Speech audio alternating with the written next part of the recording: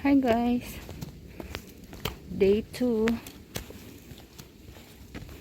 Sabi ko araw-aramin natin mag-akyat dito guys.